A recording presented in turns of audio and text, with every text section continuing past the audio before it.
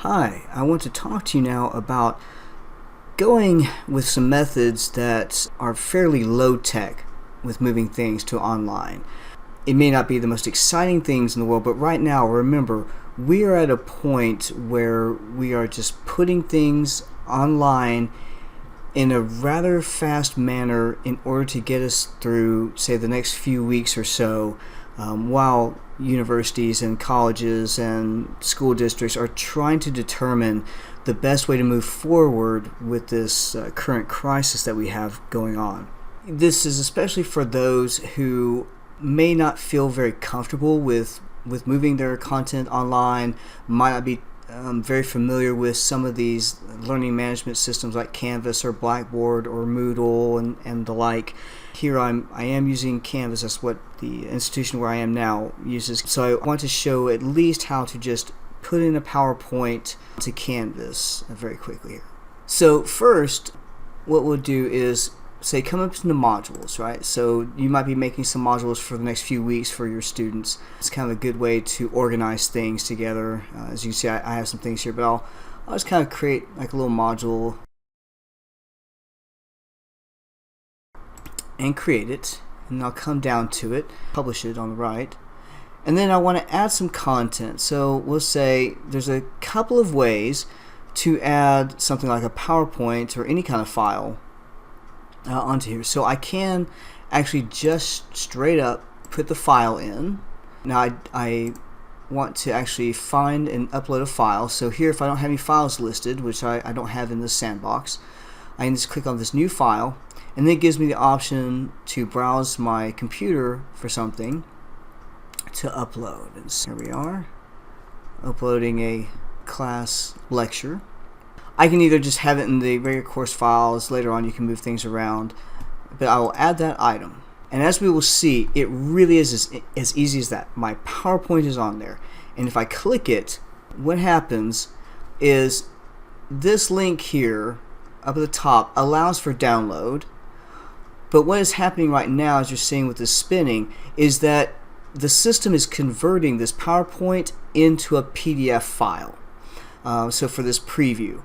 And the reason that this is important is if you might be the type that you want to have maybe narrate your PowerPoints, have some sort of embedded multimedia of some kind, just keep in mind that in this preview mode, that will all go away. Students will not be able to hear your narration. If you have an embedded video, that will not work within this mode.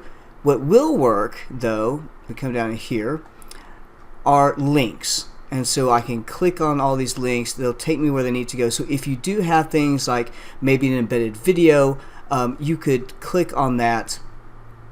Make sure that the link for that video is available, and then students can click on that and go to it. Now, the thing that you might notice here is that I tend to make my PowerPoints very bare when it comes to text, because I don't believe in reading someone's PowerPoint.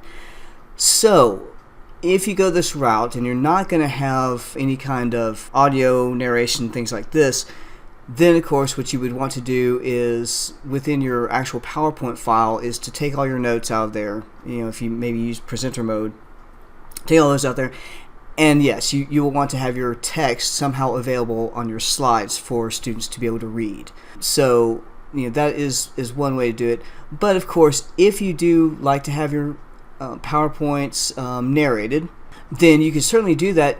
I would just say to remind students, maybe let them know in an announcement or something along those lines, to make sure that they download so that they get that full experience of that slideshow. Another way is we can actually go into pages. Actually, you have to view all pages here, so we can add one. We'll create one.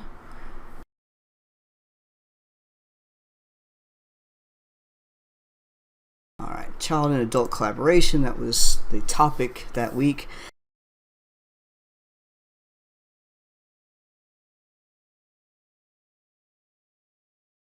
All right, so I can give them a little note.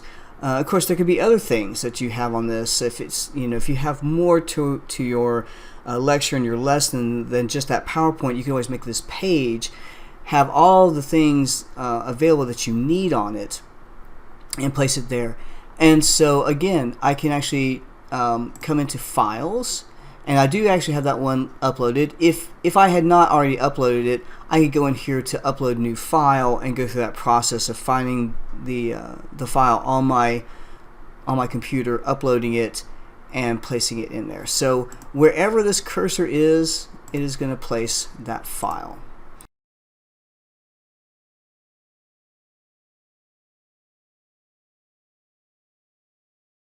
So I can save and publish that. Now, of course, it is just a page, not necessarily available to the students yet, because I don't have pages available. And so I come down to this week that I want, and I can say I actually want to put that page then, and it will put all of your pages in alphabetical order, so it's not something like chronological or reverse chronological order, that kind of thing. So I just add that item. Of course, so since I have that file within this page, now I don't necessarily want them to have access to this. And so again, they can just come here to this. Now they have the choice. They can still look at it as a PDF by doing this preview.